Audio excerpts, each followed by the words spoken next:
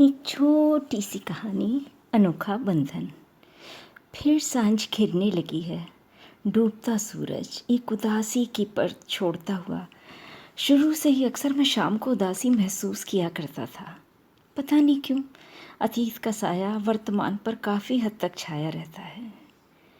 फिर वही शाम, वही गम, वही तन्हाई है। दिल को समझाने तेरी याद चली आई है। फिर वही शाम। 18 वर्ष की आयु में ही पिताजी के गुजरने पर माँ, छोटे भाई बहनों की जिम्मेदारी सब सर पे आ गई। एकाएक लगने लगा जैसे बहुत बड़ा हो गया।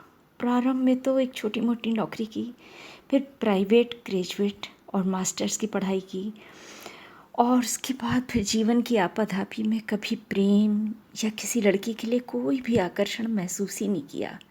मन जैसे निष्प्राण सा रहा।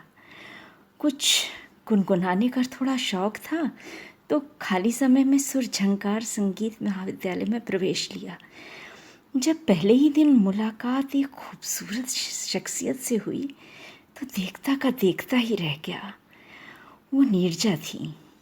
बात सिर्फ चेहरे की नहीं थी, इतना गरिमामय व्यक्तित्व, इतनी सादगी, जितनी मासूमियत उतनी ही परिपक्वता उनके व्यवहार में।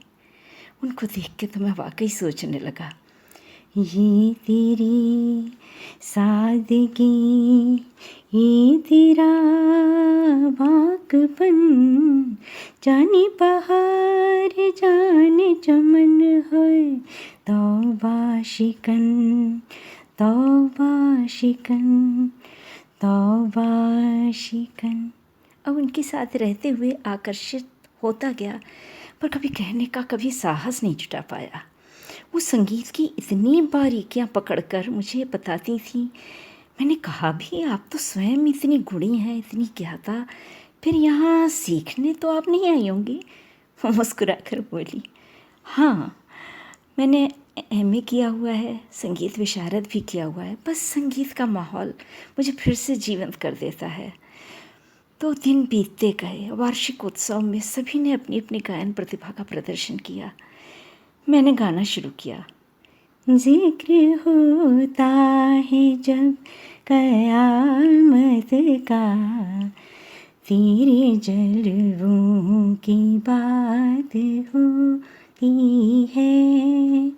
तू जो चाहे तो दिन निकलता है, तू जो चाहे तो रात होती है। मैं गा रहा था तो नीरजा के चेहरे से नज़रें हट ही नहीं रही थीं। शायद वो कुछ समझ रही थी, और परेशानी के भाव भी उनके चेहरे पे आ रहे थे। और मेरा गाना समाप्त होने से पूर्व ही वो उठकर चली गई। पहली बार मैंने किसी के लिए कुछ अनुभव किया था। प्रेम से पल्लवित कैसे होता है ये अंतर मन की गहराइयों से जाना मैंने, पर इतना रूखा उत्तर मिला। थोड़ा लज्जित भी था कि पता नहीं उन क्या सोच रही होंगी। फिर वो कई दिनों तक नहीं दिखी। सुना कि कहीं बाहर गई हैं। मैं बेहद अवसादग्रस्त था। फिर उनके आने पर मैं स्वयं ही मिलने गया तो वो निर्विकार भाव से मुझे देखने के बाद उन्होंने कहा, बैठो, तुमसे कुछ बात करनी है। फिर बोली, मैं तुम्हें एक सबसे अलग, शालीन और समझदार समझती थी। बिना मुझे जाने तुम्हारी कल्पनाएं कहाँ से कहाँ तक पहुँच गईं। तुम जानते भी हो मुझे। आयु में भी मैं तुमसे 6-7 वर्ष बड़ी हूँ। एक विधवा हूँ जिसके पति का 2 वर्ष बाद ही देहांत हो गया था। मेरा अपना कहने को कोई भी नहीं है, सिवाय एक 6 साल की छोटी सी बच्ची के, जिसने अपने पिता का चेहरा भी नहीं देखा। बस उसी के लिए जी रही हूँ, और पता नहीं कितना जी पाऊँगी। अब तो बहुत कम समय बचा है।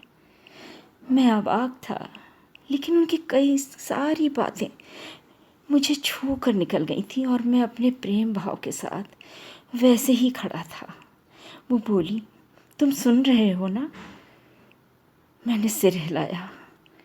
कहीं दूर कहीं ये गाना भी बज रहा था, न तुम बेवफा हो न हम बेवफा हैं, मगर क्या करें अपनी राह ही जुदा है, न तुम बेवफा हो न हम बेवफा हैं।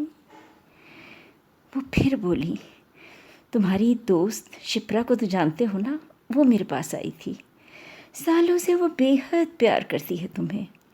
मुझसे निवेदन किया था उसने कि आपको तो वो बहुत मानते हैं, आप मेरा संदेश उन तक पहुंचा दीजिए, आपका कहा वो कभी नहीं टालेंगे।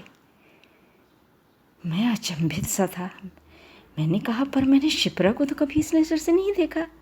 अरे तो अब देख लो ना, वो बोली। शिप्रा बहुत समझदार है, बहुत सुखी रखेगी तुम्हें। मुझे थोड़ा सा भी मानते हो ना तो मेरी बात पर ध्यान देने की कोशिश करना। इतना कहकर वो हाँफने लगी। शायद तबीयत बहुत ख़राब हो रही थी उनकी, लेकिन उन्होंने बताया नहीं कि उनको क्या बीमारी है। मैं कई दिनों तक उनसे मिलने की कोशिश करता रहा। फिर एक दिन पता चला कि वो अस्पताल में है। मैं भागता हुआ वहाँ पहुँचा। वो बेहद कमज़ोर नज़र आ रही थी। संकेत से उन्होंने शायद सबको मना कर दिया था कि उनकी बीमारी के बारे में किसी को कुछ भी ना बताया जाए। कांपते हाथों से मेरा हाथ पकड़कर कहा, अपना ध्यान रखना और शिप्रा को ज़रूर अपना लेना। मैं उनको और उनके पास खड़ी एक प्यारी सी गुड़िया को देखता रहा जिसको वो राशि बुला रही थी। नीरजा ने मेरी ओर इशारा करते हुए राशि से कहा, जानती हो बेटा ये कौन है? राशि मासूमियत से बोली, ये पापा तो नहीं है जिनके लिए तुम कहा करती थी कि एक दिन वो ज़रूर आएंगे?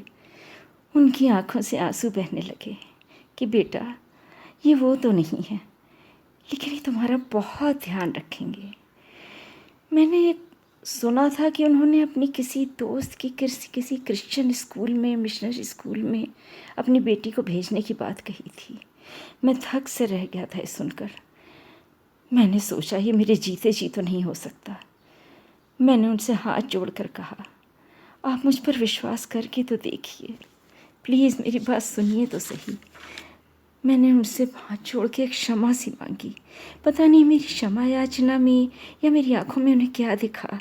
उन्होंने चैन से आंखें मूंदने से पहले राशि का हाथ मेरे हाथ में दे दिया।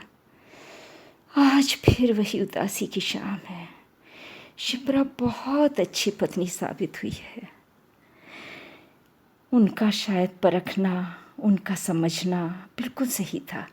शिप्रा राशि को बिल्कुल अपनी बेटी की तरह प्यार करती है, पर एक जीवन में एक अधूरापन था, रहा और शायद रहेगा, हमेशा सालता रहा है। कभी कभी यही सोचता रहता हूँ मैं, नीरजा क्या मैं तुम्हें कभी भुला पाऊँगा? और दिमाग में एक ही गाना आता रहता है, याद न जाए बीते दिनों की, जाके न जाए वो दिल क्यों भुलाए उन्हें दिल